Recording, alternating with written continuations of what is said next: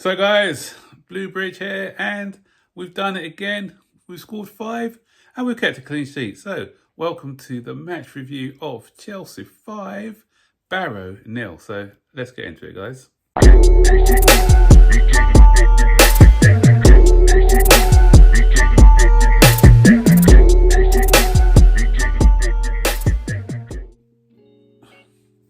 Yeah, just back from the game. Want to get to the bridge more often this season. I haven't been for a while, so I'm trying to get back in to go into the games. And great atmosphere today. Fantastic performance by the players. And you know what? This is telling that the manager's ideas are coming through to the players, because he made wholesale changes. I think it was a whole team. Did anyone? I think it was 11 changes, if I'm not mistaken. And all the new players came in and they played similar to the way that the first 11 are playing. So usually when you have changes of that magnitude, then you get a disjointed performance. We saw that earlier in the season when we played against Servette, but as the manager is implementing his style of play even more, we are seeing what he's trying to do at the training ground, because that's the thing. When, for instance, when say Barcelona or Real Madrid, when they make 3 or 4 changes, usually the football's the identity is the same, and we're trying to find an identity at the club. And Maresco, could he be that man who finally gives us that identity that we need, that we've been craving for? And I'm not, as I said, I'm not one who's always going to jump the gun and get carried away, but the early signs are good. And a lot of people may say it's only Barrow, but I don't care if it's only Barrow. You know, last week season we struggled against AFC Wimbledon, and as I said earlier this season we struggled in Conference League. So there are signs of improvement in the team. And you know, if anyone was auditioning for a place in the first team and who deserves maybe a place in the first team, it's Nkunku. A fantastic hat-trick today. His performance, he's probably the best finisher at the club. First goal came courtesy of an audacious ball by João Felix, who also had a decent game today. And then the second was, again, a nice little flick after great work by Pedro and Nkunku, who combined well. Nkunku got the cross in, he got in front of his man, a nice little improvisation with the flick. And then his third goal, a poacher's goal, he pounced on a mistake by the goalkeeper to slot it in, and that made it 5. And he rightly so got a standing ovation when he came off the field to give Guay a chance. And from where I was actually in that, I thought that the third goal was actually scored by João Felix. So I was a bit because the wife, I wasn't getting a good signal in the ground, so at half time I couldn't even check. But from where I was sitting, it looked like a good free kick. But when I eventually did manage to check, it said an own goal by the Barrow goalkeeper, which I thought, really? But then I've rewatched it now. I've come home and just seen the goals, and I saw that it came off his back, it came off the post and off the back. So obviously, unfortunately, João Felix cannot be credited with that goal. And the fourth goal was scored by Pedro Neto. Great work by Mudryk. And what I loved was the camaraderie between the players. Everyone was really happy for Mudryk for that assist and the way they went over there.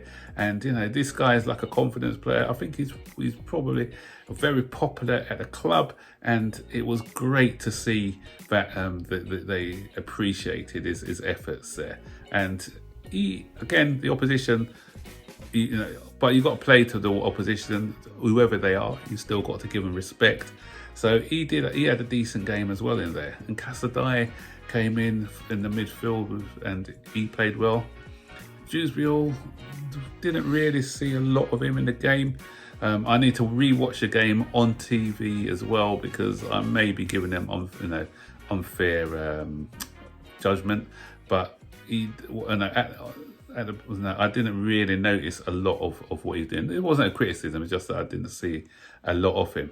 And the other good thing was it's nice to see the young players like Achumpong and George coming on, Tyreek George coming on, and it shows that the manager is not going to be afraid to put them on in these games. You know, what used to annoy me back in the day with managers that we had in the past is that even when we were 3 or 4-0 up, they always they didn't give these youngsters a run out. They always used to put on some of the older players who tried and tested already. But I loved the fact that he put on these 2 youngsters and he gave them some good minutes as well.